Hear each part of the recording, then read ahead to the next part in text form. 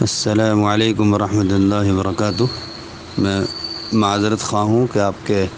جواب میں دیر ہوئی، جس کی وجہ سے آپ کو بہت انتظار کرنا پڑا۔ بہرحال آپ نے سوال جو کیا تھا کہ آج کل لوگ علماء کی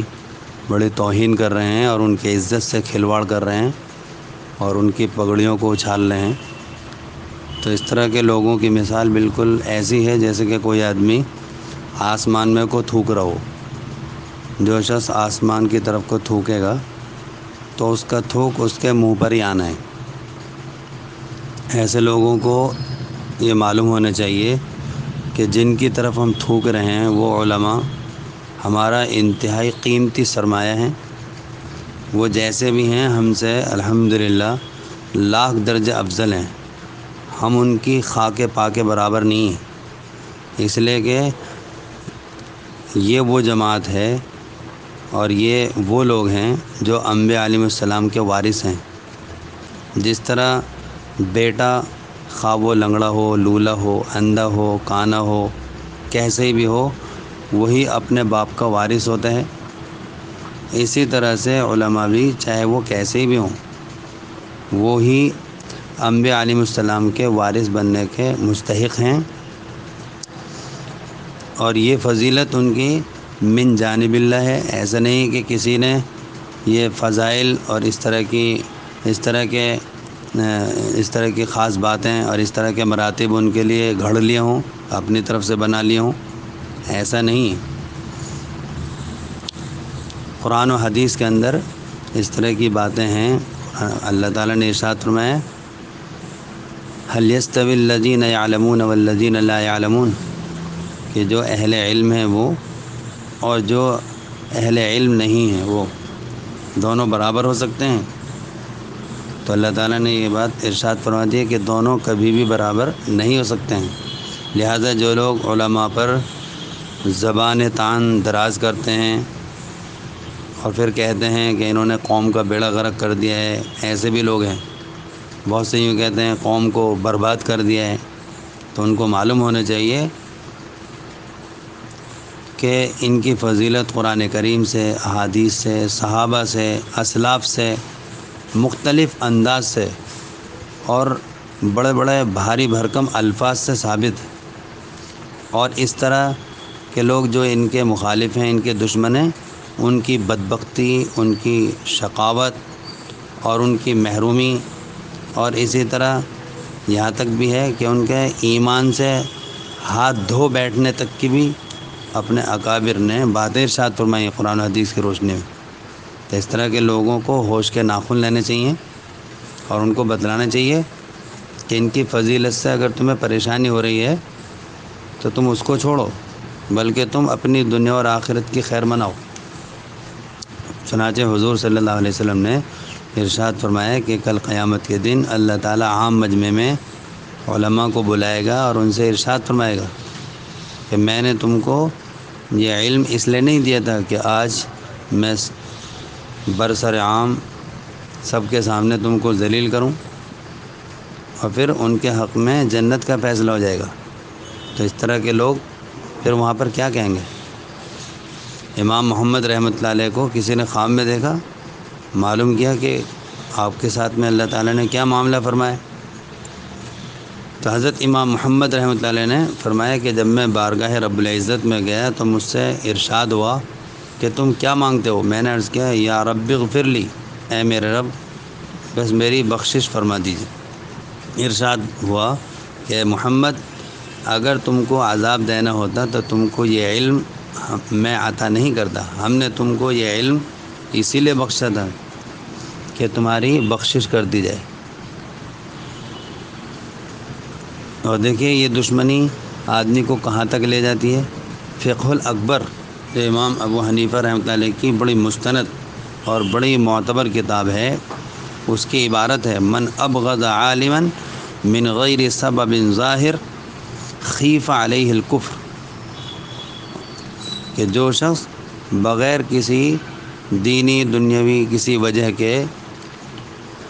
کسی عالم سے بغض رکھتا ہے تو فرمایا کہ اس پر کفر کا خطرہ ہے، اور جو فقہ اکبر کی شرح ہے اس میں تو یہاں تک فرمایا کہ وہ شخص کافر ہو گیا کیونکہ اس نے قرآن و حدیث کی اور علم شریعت کی جو اس کے پاس ہے اس کی توہین کی ہے۔ اور اس طرح کی باتیں اور بھی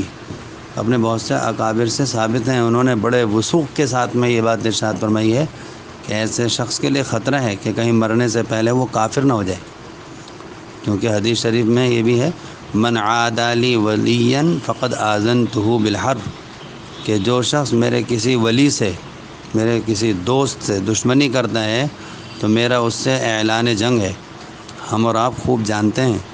تاریخ کے حوالے سے ہمارے علم میں یہ بات ہے کہ کوئی بادشاہ جب کسی دوسرے بادشاہ پر حملہ کرتا ہے تو اس کی جو سب سے اہم چیز ہوتی ہے، اس کے ملک کا جو سب سے اہم حصہ ہوتا ہے، اس کو وہ پہلے اپنے قبضے میں لیتا ہے۔ اور ہمارے اندر ایک ایمان والے کے اندر سب سے اہم چیز اس کے ایمان ہے، تو اس لیے جب کوئی کسی عالم سے، کسی اللہ والے سے دشمنی کرے گا تو پھر اس کا ایمان سلب کر لیا جائے گا۔ معتبر تاریخی حوالوں سے یہ بات ثابت ہے۔ علماء سے دشمنی یہ ہماری انتہائی جہالت کی بالکل روشن دلیل ہے، اس میں کوئی شک شبہ نہیں ہے۔ حضرت علی رضی اللہ تعالیٰ نے ارشاد فرمایا والجاہلون لأہل العلم اعداء، کہ جاہل اہل علم کے دشمن ہوتے ہیں۔ معلوم یہ ہو کہ جو شخص عالم سے دشمنی کر رہا ہے تو وہ جاہل ہے، چاہے وہ اپنے آپ کو کچھ بھی سمجھتا ہو، چاہے اس کے سامنے کوئی سا بھی ٹر لگا ہو، یعنی وہ ڈاکٹر ہو یا اس کے علاوہ اور بھی جتنے ٹر ہوتے ہیں، پروفیسر ہو، کوئی بھی ہو، تو وہ اللہ اور اس کے رسول صلی اللہ علیہ وسلم کی نظر میں، حضرات صحابہ کرام رضی اللہ تعالیٰ اجمعین کی نظر میں وہ دشمن ہے اور وہ شخص جاہل ہے۔ علماء سے بغض انتہائی بدبختی اور انتہائی محرومی کی علامت ہے۔ آپ صلی اللہ علیہ وسلم نے اس طرح کی جہالت اور دشمنی کی پیشین گوئی فرمائی کہ ایک زمانہ ایسا آئے گا کہ علماء کو موت سرخ سونے سے زیادہ محبوب ہوگی، یعنی جاہلوں سے ان کا پالا پڑے گا، وہ دشمنی پر اتریں گے، علماء ان کو ہر طرح سے سمجھانے کی کوشش کریں گے، وہ نہیں مانیں گے، تو پھر علماء یہ سوچیں گے کہ بھئی ہمارا ایسے لوگوں سے تو مر جانا ہی بہتر ہے۔ ایک حدیث شریف میں فرمایا کہ ایک زمانہ ایسا آنے والا ہے جس میں عالم کا اتباع نہیں کیا جائے گا اور نہ اس میں بڑوں کی تعظیم ہوگی۔ یہ حدیث شریف لمبی ہے، اس کے آخر میں فرمایا کہ اس زمانے کے آدمی بدترین خلائق ہوں گے، حق تعالی شانہ قیامت میں ان کی طرف ذرا بھی توجہ نہیں فرمائے گا۔ یہ دیلمی ایک حدیث کی معتبر کتاب ہے، اس میں یہ حدیث شریف موجود ہے۔ آپ صلی اللہ علیہ وسلم نے باقاعدہ دعا بھی فرمائی کہ اللہ میں ایسے زمانے کو نہ پاؤں، یا صحابہ رضی اللہ تعالیٰ اجمعین کو خطاب فرمایا کہ تم لوگ ایسے زمانے کو نہ پاؤ جس میں عالم کا اتباع نہ کیا جائے۔ یہ حدیث شریف بھی ترغیب میں موجود ہے۔ اس لیے ہمارے لیے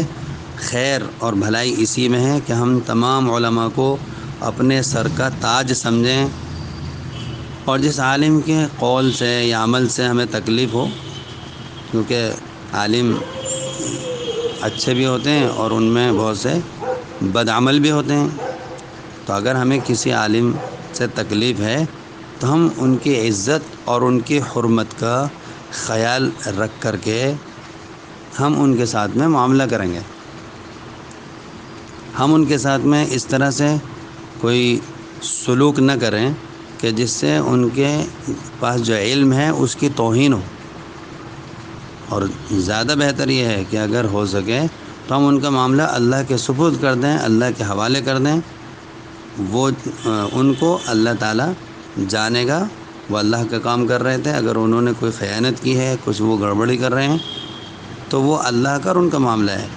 ہم بیچ میں سے نکل جائیں، ہم بیچ میں پڑھ کر کے اپنی آخرت کو تباہ و برباد نہ کریں، اور ہمیں ان پر طعن و تشنی نہیں کرنی چاہیے، ان کی غیبت وغیرہ سے بھی حتی الامکان بچنا چاہیے۔ حضرت مولانا الیاس صاحب رحمۃ اللہ کا ملفوظ ہمارے ذہن میں رہنا چاہیے۔ حضرت نے بڑے محتاط انداز سے یہ بات فرمائی ہے کہ وہ علماء جو باعمل ہیں اور وہ علماء جن کا عمل ان کے علم کے مطابق نہیں ہے، ان کی مثال ایسی ہے جیسے کہ ایک قرآن شریف وہ ہے جو صحیح چھپا ہوا ہو جس کو ہم پڑھتے ہیں، اور ایک قرآن شریف ایسا بھی ہوتا ہے کہ بعض مرتبہ اس کی طباعت میں، اس کی چھپائی میں مسٹیک ہو جاتی ہے، غلطی ہو جاتی ہے۔ تو ظاہر بات ہے جس کی چھپائی میں غلطی ہو گئی تو اس کو پڑھیں گے تو نہیں، لیکن اس کی حرمت اور اس کی بے احترامی کی بھی اجازت نہیں ہوگی۔ اسے بھی ہم اپنے سر کے اوپر ہی رکھیں گے، اس کو بھی ہم وہیں پر رکھیں گے جہاں پر صحیح قرآن شریف کو رکھیں گے۔ بس ایک کو پڑھیں گے اور ایک کو نہیں پڑھیں گے۔ تو اسی طرح سے ہمیں اس طرح کے جو علماء ہیں ان میں فرق سمجھنا چاہیے، لیکن ان علماء کا احترام بھی ہمیں اسی طرح سے ملحوظ رکھنا چاہیے۔ اللہ تعالی ہم سب کو ان باتوں پر عمل کی توفیق مرحمت فرمائے۔ وما علینا الا البلاغ۔